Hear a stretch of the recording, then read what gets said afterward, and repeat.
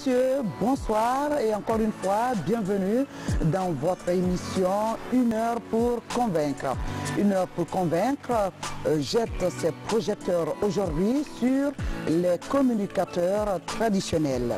Vous le savez, au sein des sociétés africaines, existent des communicateurs traditionnels. Ils jouent un rôle très important de médiation et de conseil.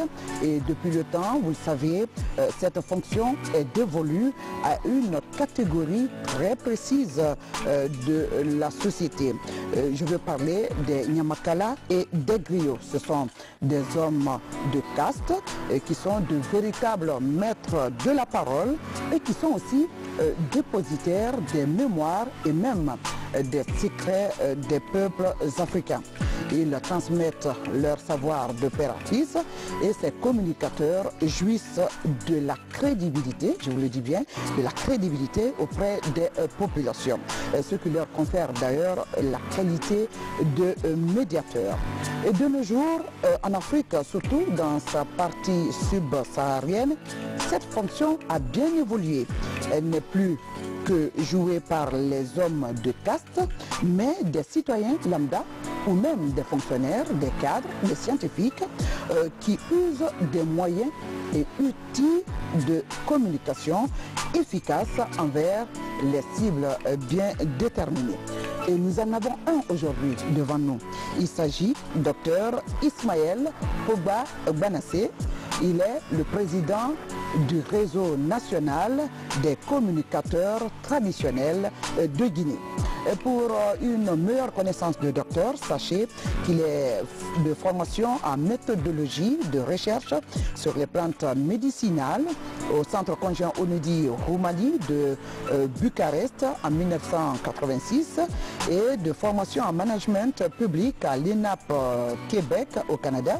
Et puis il a fait plusieurs voyages d'études en matière de coopération et recherche en santé.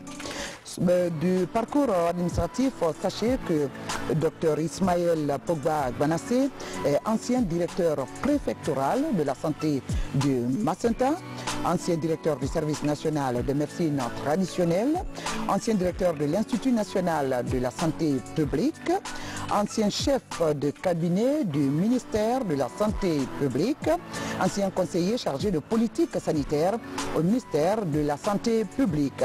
Et aujourd'hui, Dr Ismaël Pogba Gbanassé est professeur d'ethnomédecine à l'université Gamal Abdel Nasser de Conakry et enseignant-chercheur. Au passage, sachez que Dr Ismaël a publié 3 ouvrages scientifiques, 2 ouvrages littéraires et aussi il fait partie d'organisations et comme membre du comité interafricain de l'organisation de l'unité africaine, d'autres organisations en santé, en société civile, en comité national olympique et sportif de Guinée et beaucoup d'autres organisations. Nous aurons certainement l'occasion de parler de tout cela avec notre invité, Dr Ismaël Pogba Gbanassé. Bonsoir, docteur. Et bonsoir bien, Madame Aminata Sangaré. Oui. Et merci de l'invitation qui m'est faite. Voilà. Et cela me fait grand plaisir. Tout le plaisir est pour nous d'avoir accepté d'être sur ce plateau. Merci bien. Comme je le disais, chers téléspectateurs, Dr Ismaël Pogba Gbanassé est le président du réseau national des communicateurs traditionnels. Et avant de nous parler de ce réseau, il y a un honneur qui a été offert à Dr Gbanassé. C'est au plan sous-régional. Vous êtes président du réseau des communicateurs africains. Je voudrais que vous nous parliez de ce parcours exceptionnel qui vous a conduit au plan sous-régional comme président des communicateurs africains. Merci bien. C'est un honneur qui a été fait à notre pays, oui, à travers ma modeste personne. C'était à l'issue d'une conférence organisée à Dakar, au Sénégal, par le Fonds des Nations Unies pour la population, on appelle UNFPA, oui, qui avait donc initié cette conférence pour une évaluation du travail qu'effectuent les différents réseaux des communicateurs traditionnels des pays d'Afrique de l'Ouest et du Centre. Okay. Donc chacun des pays africains, chacun de ces réseaux a eu à présenter son bilan, mais aussi ses perspectives. Okay. C'est à l'issue de ces différentes présentations, il s'est avéré la nécessité de mettre en place un réseau régional pour assurer la coordination, que tous les réseaux travaillent, fonctionnent en synergie et éviter d'aller en rein dispersé. Okay. Bon, donc à l'issue des différentes concertations,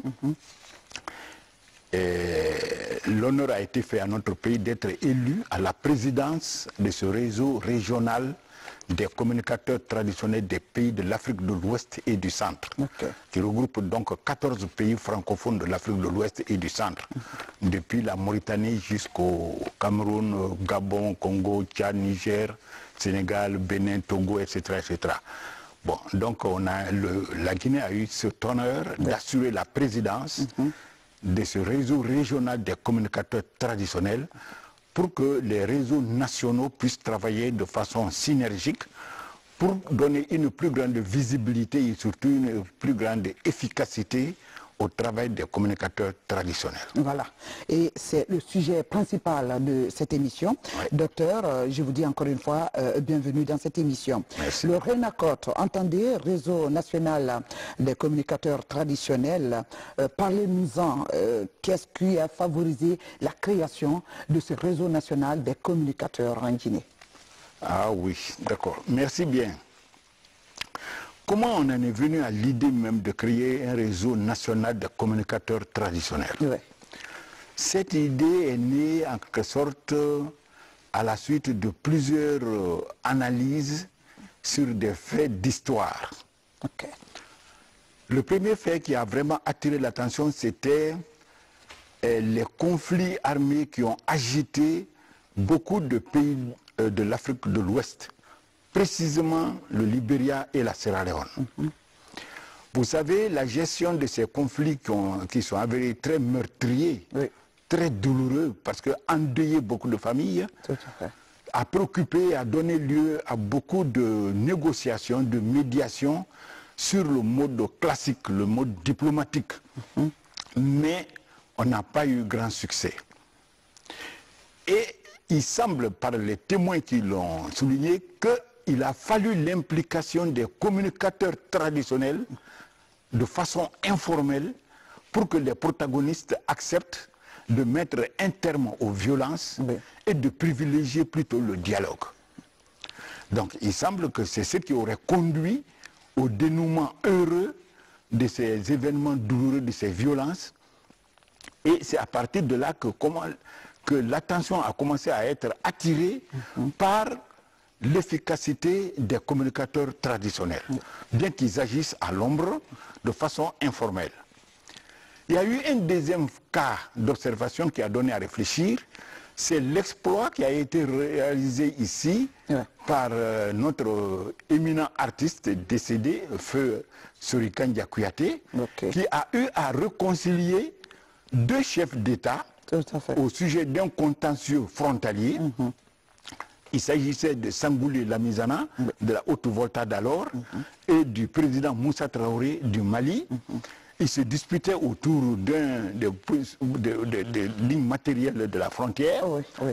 Pendant des années ou des mois, il y a eu beaucoup de discussions, de négociations, de médiations sur le mode diplomatique, mais ça aussi sans succès, sans grand succès. C'est un jour qu'il y a une mission qui devait se rendre ici et les deux étaient là pour consulter, demander conseil au président, feu président Ahmed Sékou Touré, oui, son âme. Et comme vous le savez, à l'époque, chaque fois qu'il recevait une haute délégation, il faisait organiser au Palais du Peuple des prestations des artistes. Oui. Et ce jour-là, l'ensemble instrumental avait été programmé qui dirigeait Sori-Kandia Kouyaté. Oui.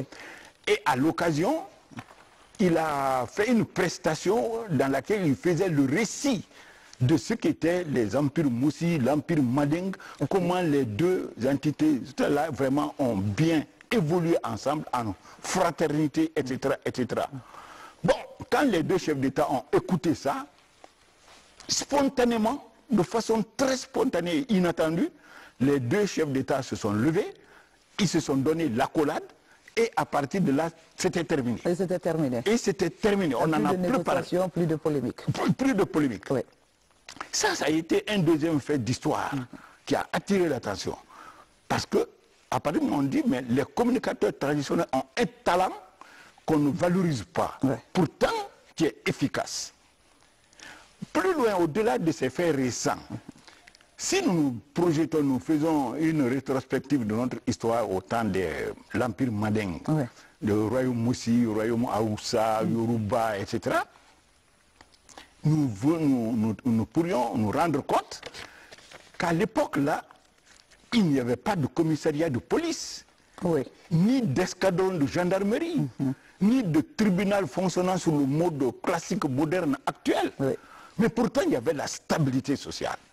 Pourquoi? Voilà les interrogations. On dit comment tout cela se faisait.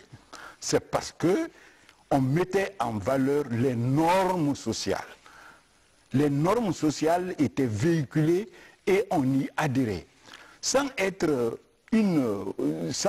écrites, oui, ces traditions, ces normes sociales-là avaient valeur et force de loi, oui, que tout le monde respectait. Mais c'est parce qu'il y avait des gardiens de ces normes. Oui. N'est-ce pas? Il y avait les gardiens de ces normes qu'on appelait les communicateurs traditionnels. À toutes les cérémonies, ils rappelaient. Quand c'est une cérémonie de baptême, on rappelle.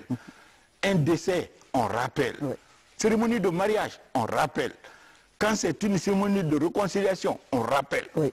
Donc, ces gardiens des traditions et de nos coutumes ont joué un rôle capital dans la préservation de la quiétude sociale, oui, de la cohésion sociale. Oui.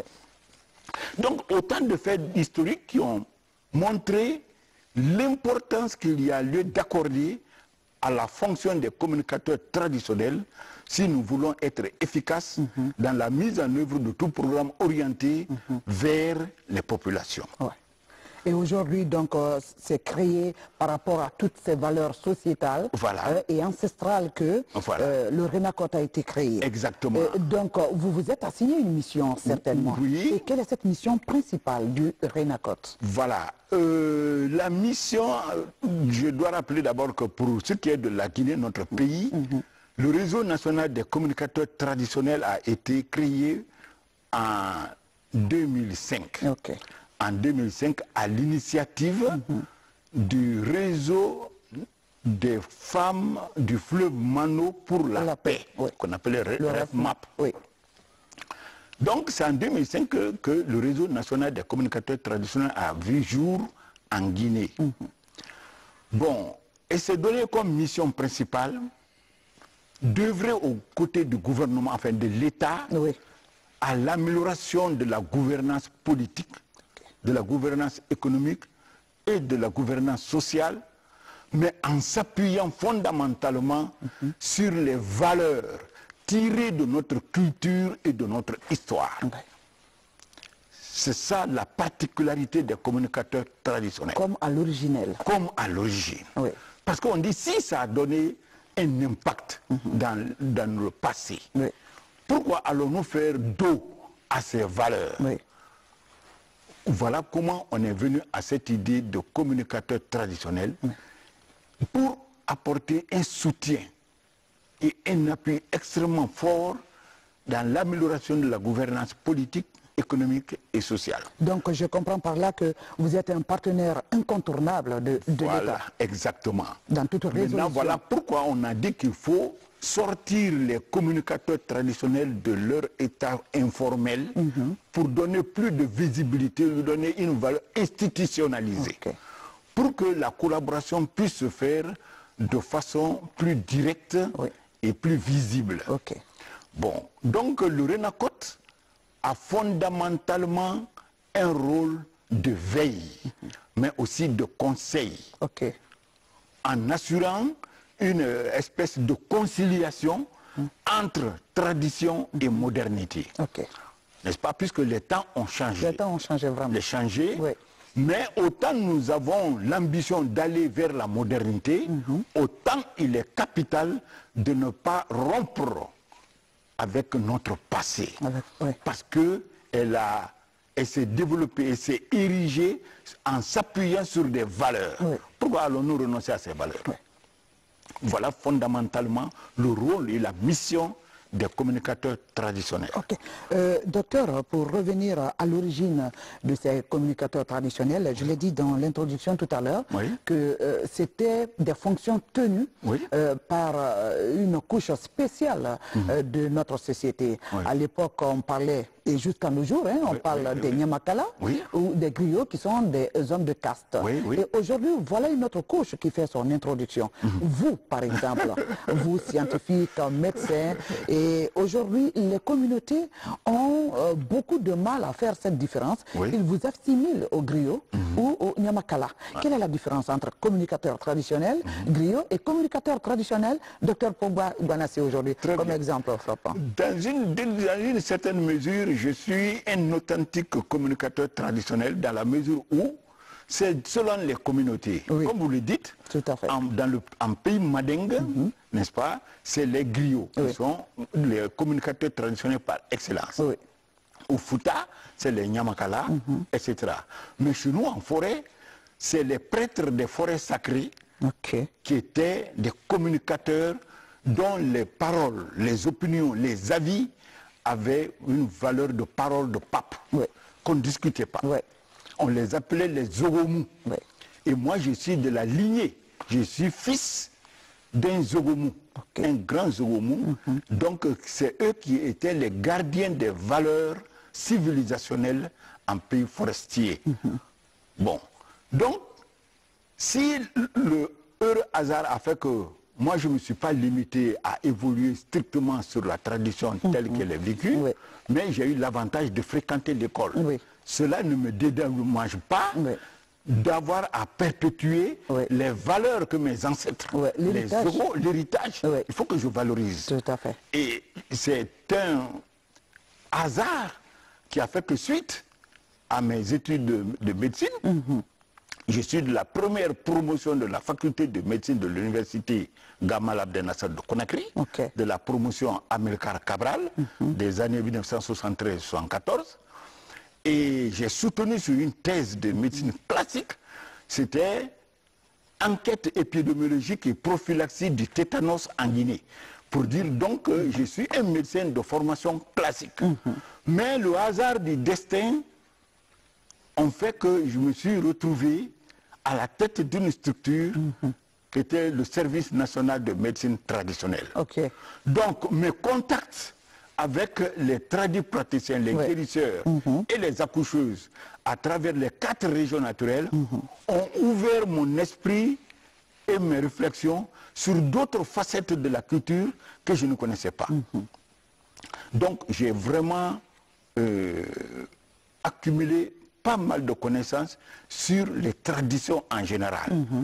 Et cela m'a conduit même à un moment donné à mettre en place une structure et un cercle de réflexion intellectuelle à composition pluridisciplinaire qui regroupait des hommes de lettres, des historiens, des sociologues, des économistes, des juristes. Nous nous sommes donnés comme mission, vocation, d'approfondir la réflexion sur le rôle des traditions dans la dynamique du développement. En quoi la tradition ou les traditions peuvent-elles être leviers de développement, mais aussi en quoi elles peuvent être un handicap au développement. Donc faire cette différenciation-là, pour ne prendre que les valeurs qui peuvent être leviers de développement, et pouvoir éliminer progressivement avec tact et souplesse les méfaits des traditions. Donc c'est à l'issue de tout cela que je me suis vu vraiment dépositaire d'une somme pas négligeable sur ce que doivent apporter nos traditions à l'amélioration de la gouvernance politique, économique, sociale de notre pays. Oui. Bon, docteur, vous pouviez exploiter toute cette compétence-là dans le cadre scientifique. Oui. Je sais que vous le faites. Oui. Vous pouviez être ancré exceptionnellement dans ce cadre scientifique. Oui. Mais la communication traditionnelle, oui. Comment est née cette fibre en vous? Dire, oui. Au lieu du cadre scientifique intellectuel, je voudrais m'adresser à toutes les couches, oui, qui incluent alphabète ou analphabète. Parfait. Oui. Bon, il y a eu, comme je le dis, je ne sais pas si je peux appeler ça un fait de hasard, c'est une fois qu'il y avait ce réseau national des communicateurs traditionnels existait déjà, oui. Sans que je sois membre officiel. Okay. Mais à distance, nous avions des relations à travers vos structures et autres là. Voilà, oui, mais surtout à travers une dame que moi j'appelle une sœur jumelle. Par les idées, par la similitude de nos idées, il s'agit de Hadja Sarandaraba. Alors, elle tenait une fois une assemblée de ce réseau des communicateurs traditionnels. Et connaissant à peu près ce que je détiens comme information sur le plan des traditions, oui. Elle m'a appelé juste comme pour être un modérateur des débats. Ce jour-là, j'étais accompagné de notre frère Justin Morel Junior comme modérateur. C'est à l'issue des débats, pendant les 3 jours, qu'il a été question de renouveler le bureau, oui. Qui était dirigé à l'époque par un professeur d'université, Lansana Condé. Bon, il était arrivé à terme de son mandat, il était question de renouveler. Oui. Et c'est dans cette circonstance qu'il m'a été proposé d'accepter d'être le président du RENACOT. J'ai longuement hésité, j'ai dit mais vous étiez déjà dans le tourbillon. J'étais déjà. Voilà, donc docteur, les communicateurs traditionnels dans les sociétés africaines, oui. Ou dans les grands empires, si oui. Nous voulons remonter dans le temps, étaient composés, on l'a dit subtilement dans notre introduction, oui. Composés de griots, de oui. Forgerons, de oui. Chasseurs, oui. De prêtres, de forêts sacrées, comme vous l'avez dit. Oui. Voilà, est-ce oui. Le cas pour le RENACOT? Toutes ces composantes font partie du RENACOT? Toutes les composantes la font partie, parce que nous sommes structurés à travers les 33 préfectures du pays. Chaque préfecture a aujourd'hui son antenne préfectorale, son bureau préfectoral. Okay. Chaque préfecture. Oui. Et à l'intérieur, il y a effectivement les différentes catégories sociales auxquelles vous avez fait allusion. Okay. Bon, en forêt, dans le bureau, vous ne trouverez pas de griot parce que cette classe n'existe pas chez nous. Oui, tout à fait. Mais vous verrez que la plupart, ils sont issus de la classe des Ogoumou, en tout cas des gens qui sont des grands détenteurs du savoir de la forêt sacrée. Or, ces détenteurs du savoir de la forêt sacrée sont dans nos communautés villageoises très écoutés, très respectés. Oui. Parce que l'idéal, c'est quoi? On veut des gens qui ont la capacité de véhiculer à travers une communication appropriée des messages allant dans le sens de l'acceptation et de l'adhésion, de l'appropriation des programmes orientés vers le développement. Okay. Bon, donc il est important de prendre ceux qui ont une légitimité locale reconnue, une crédibilité locale reconnue. Autrement dit, il n'est pas communicateur traditionnel qui le veut. Il faut avoir une légitimité à la base, reconnue. Oui. Pour que, comme on le dit dans le langue, enfin dans la théorie classique de la communication, on a besoin du message, mais aussi du bon messager. Oui, tout à fait. N'est-ce pas? Oui. On a besoin du message, mais aussi du bon messager. Et bien ce que l'on dit, mais qui le dit? Qui le dit? Qui le dit? Cela veut dire que la personne qui véhicule le message doit être crédible. Doit être crédible. Oui. S'il n'a pas cette crédibilité, on va prendre son message, on dit, oh, laissez-le, qu'est-ce qu'on a à faire avec lui? C'est ça. Voilà. Donc, docteur, informer, former, éduquer, transmettre les valeurs sociétales font partie intégrante de votre mission. Et cette image me renvoie un peu autour du grand-père au village, les enfants autour du grand-père, autour du feu, ou bien les griots dans les grandes cérémonies. Tout à fait. Vous quelle est votre méthode? Quand je vous donne cet exemple d'image, par exemple, quelle est votre méthode de communiquer? Très bien. Dans l'exercice de nos fonctions, on n'est pas encore en plein puisque nous sommes en phase d'installation. Véritablement, on n'est pas encore solide. Mais c'est un processus qui est maintenant engagé. Engagé, oui.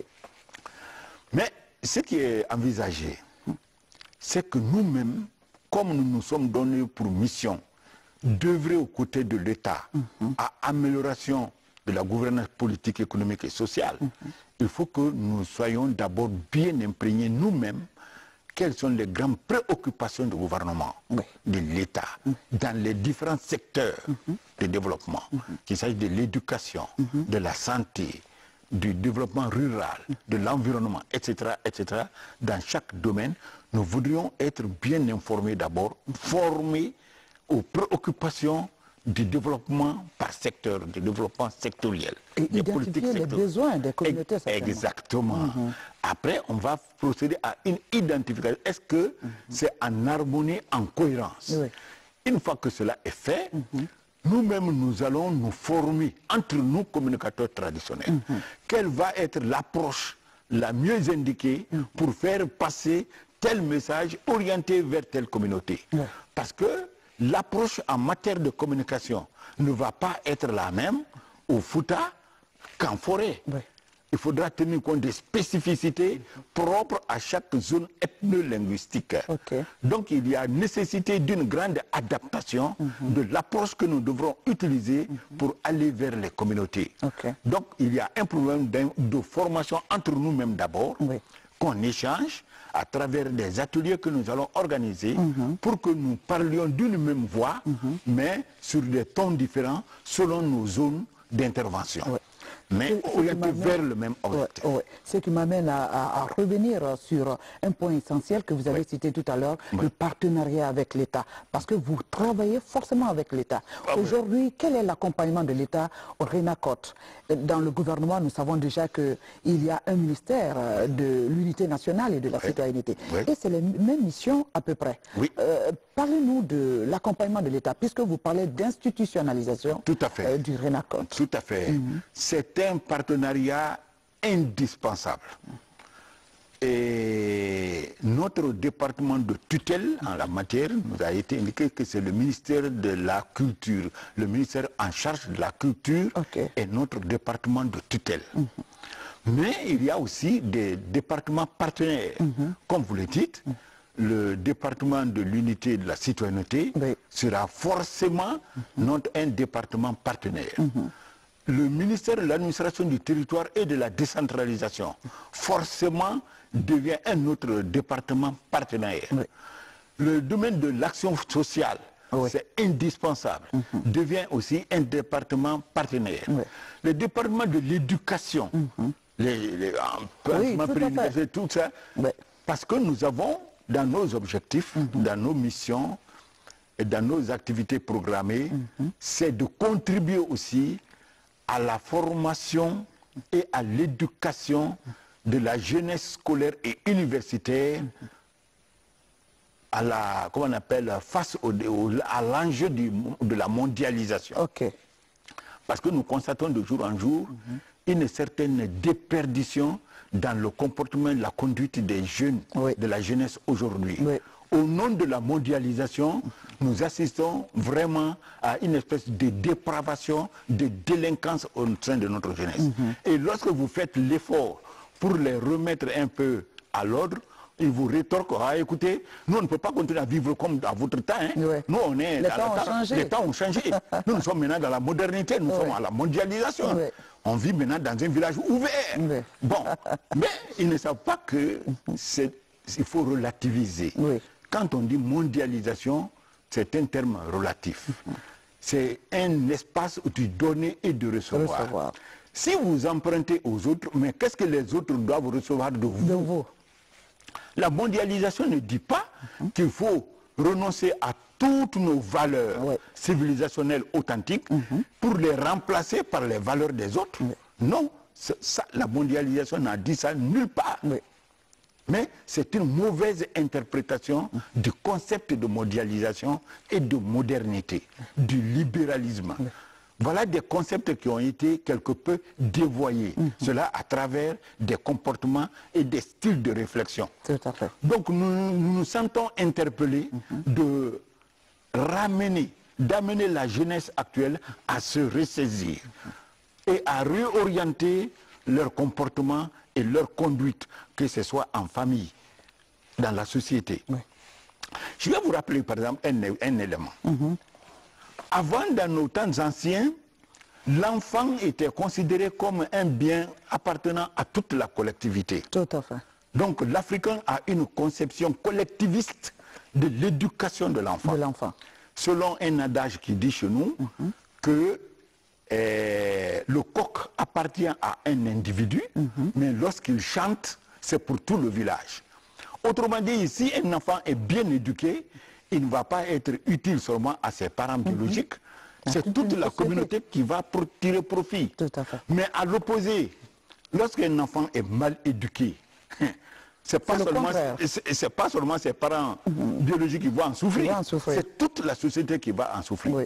Cela faisait que un enfant que vous trouvez dans une attitude d'inconduite, vous pouvez le corriger alors que vous ne le connaissez même pas. Oui. Vous ne connaissez même pas ses parents. Et quand il crie, tu dis, je vais t'envoyer chez tes parents. Oui. Tu le prends par les mains, tu l'amènes. L'enfant, vous allez, il va en pleurant. Oui. Parce qu'il sait que le pire l'attend. Voilà, sa maman se dit, c'est quoi? Dit, j'ai trouvé ton enfant qui faisait ça, moi je l'ai frappé. Oui. Il dit, ah mon frère, vraiment, je te remercie, que Dieu te bénisse. Bon, voyez, ça c'était dans l'ancien temps. Oui. Mais aujourd'hui, est-ce que cela est possible? Pas évident. Touches à l'enfant d'autrui, tu as tout un problème. Oui. On dit, hey, si tu sais éduquer un enfant, occupe-toi de tes enfants, mais laisse le mien tranquille. Oui. Donc cette individualisation de l'acte éducatif a donné ce que nous connaissons aujourd'hui. Oui. Donc il y a la censure sociale sur l'enfant a disparu. Tout à fait. D'où la délinquance dans la rue. Oui. Tu vois un enfant dans des... Tu ne peux rien dire. Non. Tu ne peux pas. Voilà un autre problème. Oui. Donc il faut qu'il y ait des débats. Il faut qu'il y ait des actions. C'est ce que nous avons envisagé d'entreprendre. Oui. Pour que nous revenions à nos valeurs civilisationnelles qui ont des côtés extrêmement positifs et qui sont très admirés aujourd'hui par les Occidentaux eux-mêmes. Oui. Prochainement, je vous présenterai par exemple l'écrit d'un journaliste qu'on appelle Anne-Cécile Robert, qui est professeur à l'université de Paris 8. Oui. Il a écrit un livre intitulé « L'Afrique au secours de l'Occident », où il estime que l'Afrique est encore un réservoir de valeurs d'humanisme, que l'Occident doit venir auprès de l'Afrique, se l'approprier et apprendre. Okay. Donc, à partir du moment où on présente notre culture africaine comme une école, mais comment se fait-il que ce soit nous, Africains, intellectuels africains, qui allons être les détracteurs de notre propre culture? Okay. Pour enchaîner, docteur, on reste dans la même rubrique pour dire que notre pays est confronté, vous le savez, à un sérieux problème de civisme. En parlant des thématiques comme vous venez d'évoquer à travers votre allocution, des crises sociales, par exemple, dont a été victime ces dernières années notre pays, des crises d'assainissement, il faut le dire, et de protection de l'environnement. Et j'oubliais même de droits de l'homme. Dites-nous un peu, face à ce gros travail, quelle est la procédure que vous adoptez, par exemple, parce que c'est un gros travail, rien que l'éducation aujourd'hui de la jeunesse. C'est ça. Et en plus de ces thématiques qui sont une réalité dans le pays. C'est une réalité. Oui. Les communicateurs traditionnels face à ces fléaux. Voilà. Comme je l'ai dit, nous avons envisagé, nous avons prévu des rencontres entre nous-mêmes d'abord. Que nous fassions une bonne lecture, une introspection de l'évolution de notre société face aux défis du développement, n'est-ce pas? Donc cela est envisagé parce que, comme vous le dites, notre pays, notre société est en proie à des crises récurrentes. Il y a lieu que tout le monde s'interroge pourquoi la récurrence des crises sociopolitiques dans notre pays, surtout ces dernières décennies. Nous, après une brève analyse, on a dit que nous connaissons dans notre pays des crises sociopolitiques de façon récurrente, de façon cyclique, mais rythmée par les échéances électorales et les revendications syndicales. Tant qu'il n'y a pas une élection en perspective, la vie est calme. Oui. Il n'y a pas de problème. Mais dès qu'on annonce une élection, hop, l'agitation commence. Il y a lieu de s'interroger. Pourquoi une échéance électorale peut-elle déterminer une agitation sociale? En quoi? Pourquoi une revendication syndicale donne lieu toujours à des violences? Voilà. Pourquoi? Oui. Voilà des interrogations que l'on doit se faire. Bon, nous, on a dit, c'est à titre d'hypothèse. Ce n'est qu'une hypothèse. Est-ce qu'elle est vraie? Est-ce qu'elle n'est pas vraie? C'est que nous nous sommes dit que nous nous sommes engagés dans des systèmes dont on n'a pas bien maîtrisé les concepts et les contenus. D'accord. Parce que chacun pense que la démocratie permet à l'homme de tout dire, de tout faire, et que c'est normal. Parce que comment on peut le savoir? Vous n'avez qu'à écouter les radios dans les émissions interactives. Oui. Vous avez les propos très virulents, parfois qui frisent même l'outrage à autorité. Et le type, il s'en enorgueille, il dit oui, oui, maintenant je suis libre, maintenant on est en démocratie. Oui. La démocratie, on n'a plus peur. Nous, on dit la vérité, on va dire ce qu'on pense. Vous voyez, cela veut dire que nous sommes allés en démocratie sans en maîtriser les concepts et les valeurs. Oui. Autant la démocratie prône la liberté d'expression, mais autant la démocratie dit le respect mutuel. Le fait d'avoir la liberté d'expression ne te décerne pas la licence de t'affranchir des règles de courtoisie. Oui, bien sûr. Tu peux exprimer tes convictions. Tu peux exprimer tes convictions dans un langage très courtois, qui n'offusque pas, qui ne frustre personne. Mais, c'est ce que j'ai dit, il y a eu une appropriation maladroite des concepts de démocratie, de multipartisme. Si je vous dis qu'aujourd'hui, je connais deux frères d'une même famille qui à peine se disent bonjour, tout simplement parce qu'ils appartiennent à des partis, à des sensibilités différentes. Oui. La démocratie n'a pas dit ça. Nous, on n'a pas. Moi, j'ai relu Montesquieu, Voltaire, Jean-Jacques Rousseau, qui sont à l'origine de tout ça. Nulle part on a dit que vraiment ça doit générer des haines. Non. C'est le respect mutuel. Tout à fait. Mais on a mal compris l'exercice et la pratique de la démocratie. Nous avons donc dit qu'il faut que nous puissions nous retrouver, que nous parlions d'un même langage et aller vers les acteurs sociaux, vers les acteurs politiques, afin que nous ayons un modèle de démocratie qui respecte nos valeurs civilisationnelles. Oui. Parce que d'autant croient que il n'y a pas un modèle unique de démocratie utilisable partout. Non. Il y a des modèles de démocratie. Les principes et les valeurs prônés par la démocratie ont une portée universelle. On ne le conteste pas. Les principes et les valeurs de la démocratie sont universels. Mais la manière de les instaurer et de les faire fonctionner varie selon le contexte culturel et selon le parcours historique de chaque peuple. La démocratie telle qu'elle fonctionne en France n'est pas rigoureusement la même chose en Angleterre, et n'est pas rigoureusement la même chose en Allemagne, rigoureusement en Norvège, au Danemark, au Canada, encore moins en Afrique. C'est de s'approprier les principes, mais de les appliquer de telle manière qu'ils soient en harmonie avec nos valeurs civilisationnelles authentiques, nos valeurs endogènes. Voilà notre vision des communicateurs traditionnels. Les deux ne doivent pas aller en porte-à-faux. Voilà notre vision, mais que nous allons partager. Je vois que vous êtes, le Renacort est très riche.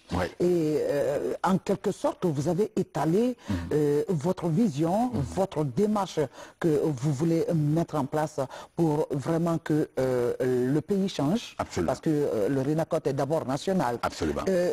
aujourd'hui, vraiment, je reviens sur cet aspect. Ouais. Je sais que vous êtes en pleine procédure, c'est-à-dire il faut se faire, en processus, merci, il faut se faire reconnaître d'abord par ceux pour lesquels vous luttez, exactement, État comme communauté. Voilà. Mais je me dis que vous avez eu quand même à ébaucher quelques actions. Bien sûr. Et quelles sont ces actions-là? Quelles ont été ces actions au plan national? Bon,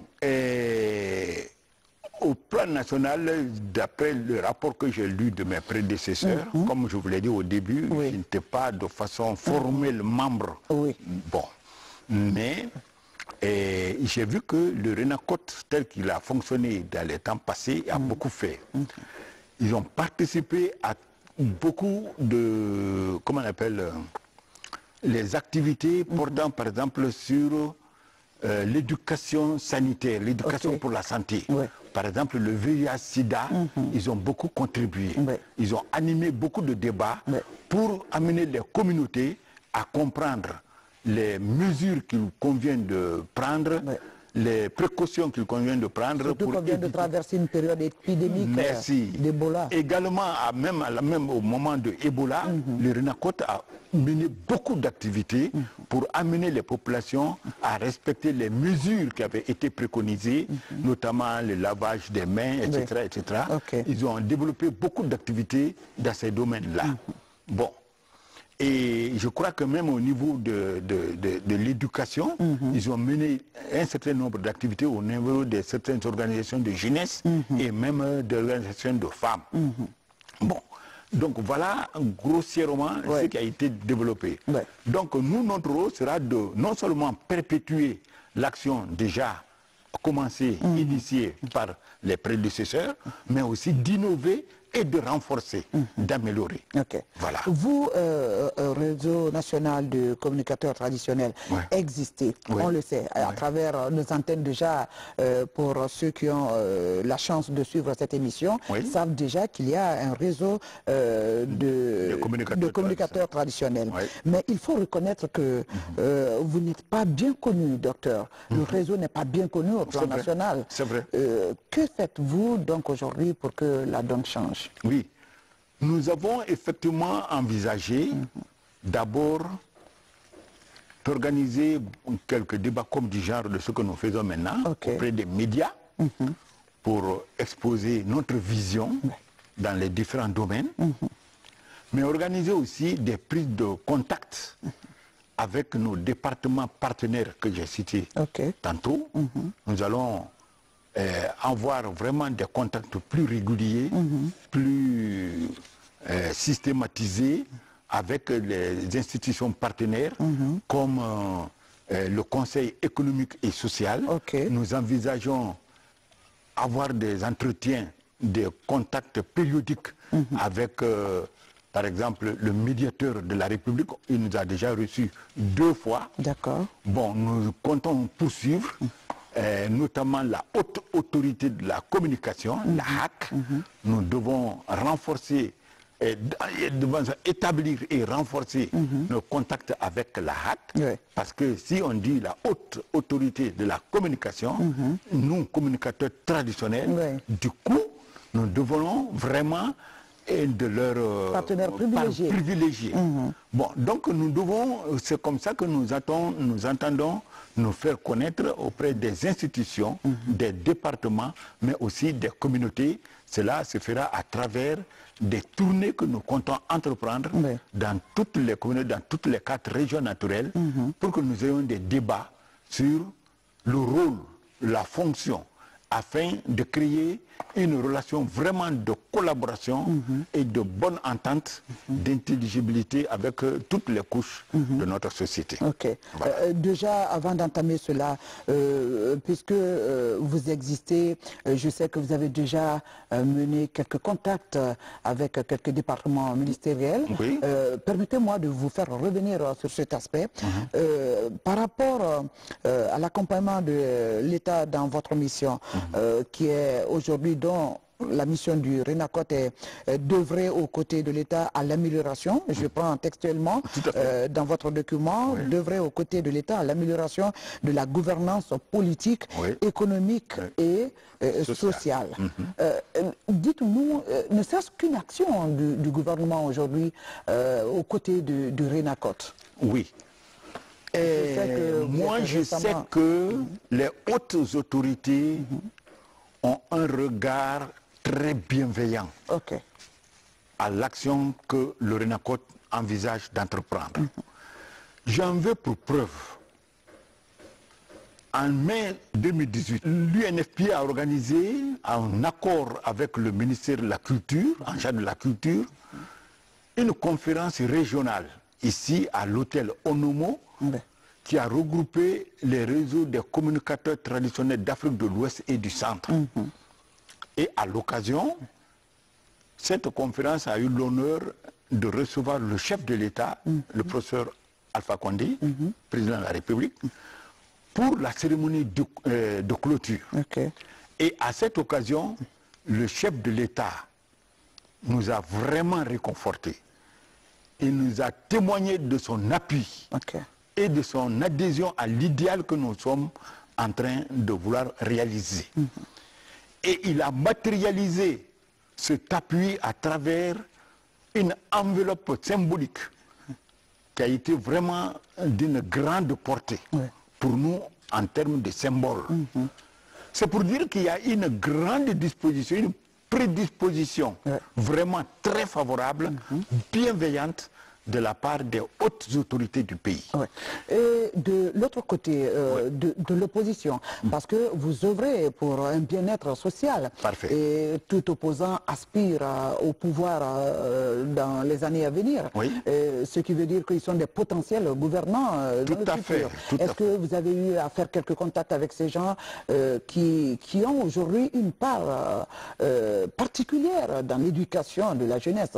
Quand on a parlé tout à l'heure des manifestations politiques, par exemple. C'est exact.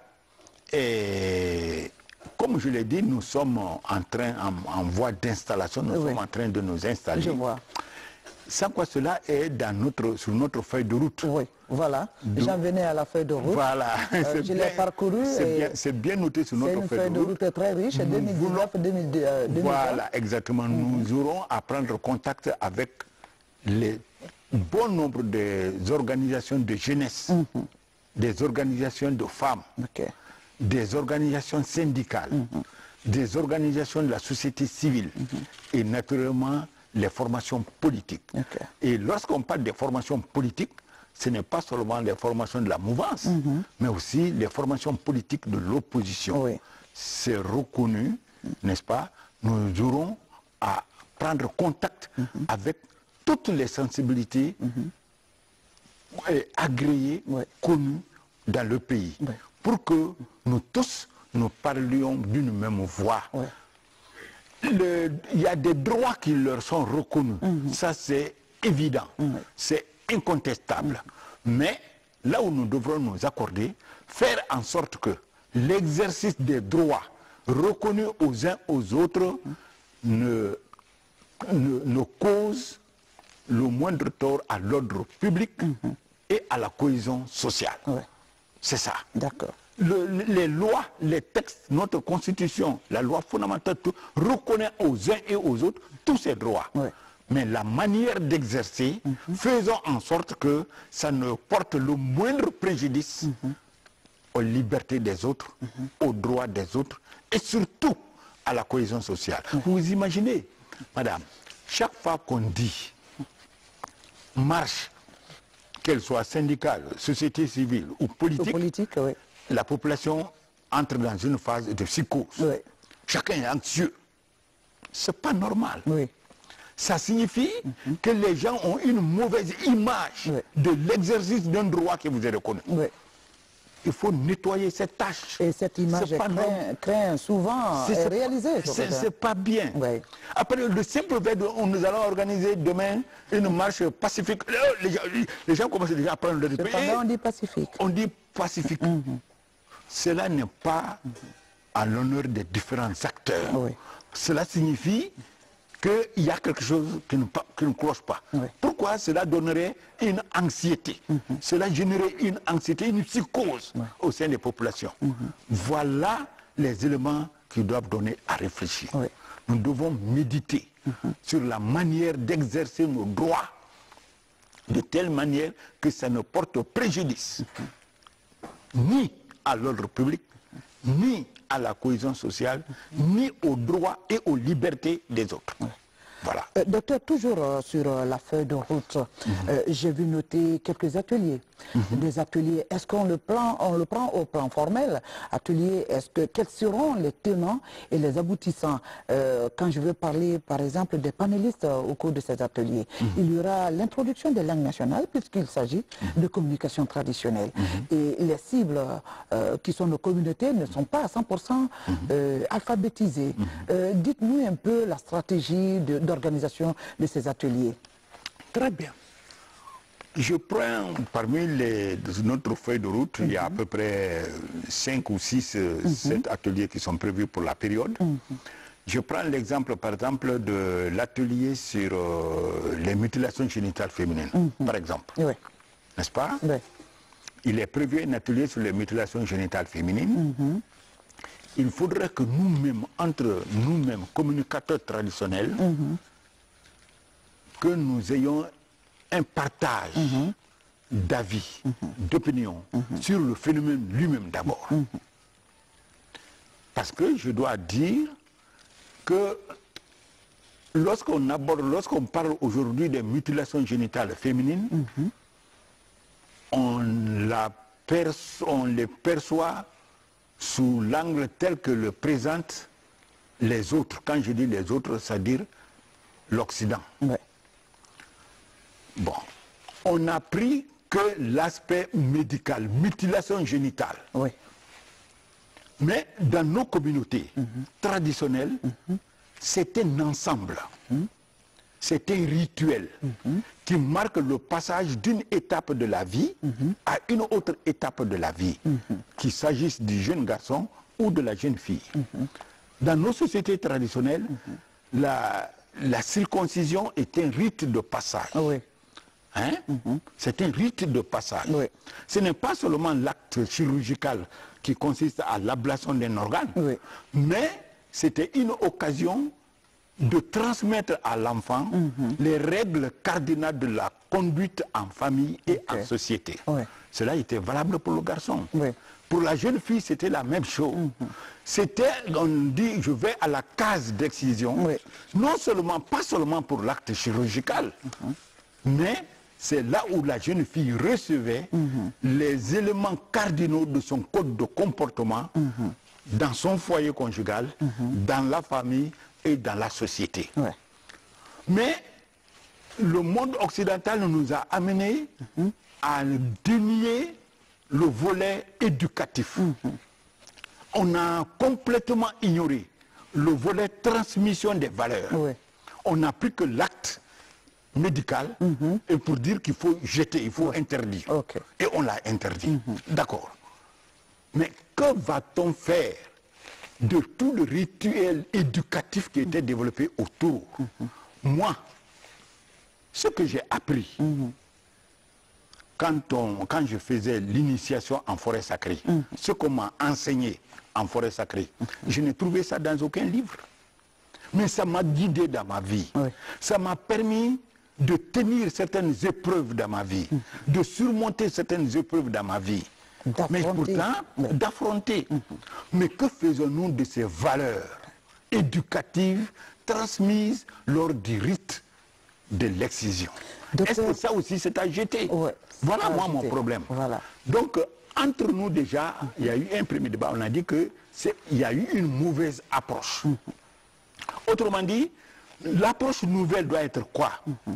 Comment assurer la préservation et la promotion des valeurs éducatives qui étaient dispensées lors de l'excision, tout en excluant l'acte mutilatoire.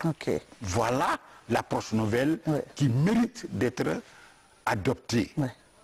Mais on a pris que Voilà pourquoi on a dit mutilation génitale. Voilà. Tout le reste là, c'est ce que l'autre... Ça, c'est un autre grand débat que vous ouvrez comme ça. Exactement. Et j'espère que la RTG aura la primauté de vous recevoir sur ce plateau. Merci. Pour réfléchir avec vous et donner les avancées que vous enregistrez. Voilà. Donc nous, quand nous nous retrouvons autour de ça, maintenant si nous tombons d'accord sur un consensus, c'est ce consensus, les messages fondés sur ce point que nous allons diffuser maintenant dans toutes les communautés, dans toutes les préfectures, dans le langage approprié, dans le langage qu'il faut. Parce que moi, communicateur traditionnel de la forêt, je ne peux pas être éloquent devant des populations au Fouta. Ce n'est pas possible. Tout à fait. N'est-ce pas? Il faut, comme je l'ai dit, il y a ce qu'on dit, mais qui le dit? Voilà. Voilà, mon réalisateur Abdoulaye Diallo me fait signe que nous n'avons plus que 2 minutes, mais docteur, nous n'allons pas nous séparer. Rapidement, je compte sur votre sens de résumé. Je ne veux pas terminer cette émission sans revenir sur votre complexité. Vous l'avez fait montre pendant toute cette émission. Vous êtes scientifique, vous êtes en même temps traditionnaliste.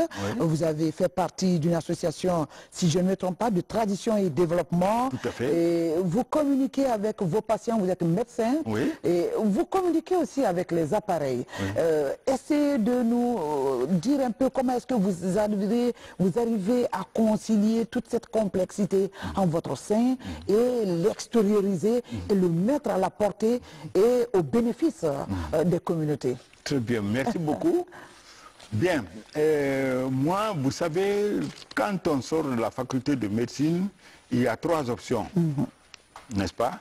Ou vous êtes médecin soignant, c'est-à-dire vous êtes clinicien, vous allez dans les hôpitaux, vous dispensez des soins, ou vous êtes médecin administrateur, il y a l'administration de santé, bon, il y a la 3e option, il y a le médecin enseignant, n'est-ce pas?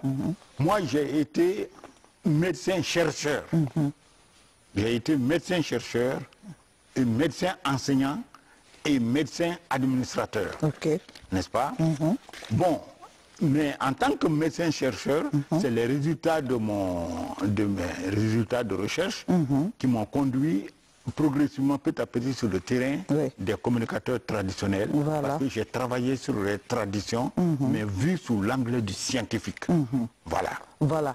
Je crois que vous avez parfaitement résumé votre personnalité. Chers auditeurs, je suis obligé d'arrêter le temps. La télé, la radio, c'est le temps, docteur. Mais j'espère que nous aurons l'opportunité de continuer cette discussion vraiment plus qu'intéressante. Nous arrivons au terme de cette émission qui avait pour invité aujourd'hui docteur Pogba Bouanassé sur notre plateau dans 1 heure pour convaincre. Docteur, merci d'avoir répondu à notre invitation. C'est moi qui vous remercie. Et le plaisir est partagé pour votre prochain passage sur le plateau de la RTG. Ce sera avec un grand plaisir. Voilà, merci beaucoup, chers téléspectateurs. Merci donc de nous avoir suivis dans 1 heure pour convaincre, qui vous parvient 2 fois dans le mois.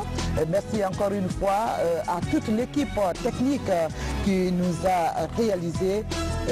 Je vous retrouve très bientôt, si Dieu, le Tout-Puissant, le veut bien. Au revoir.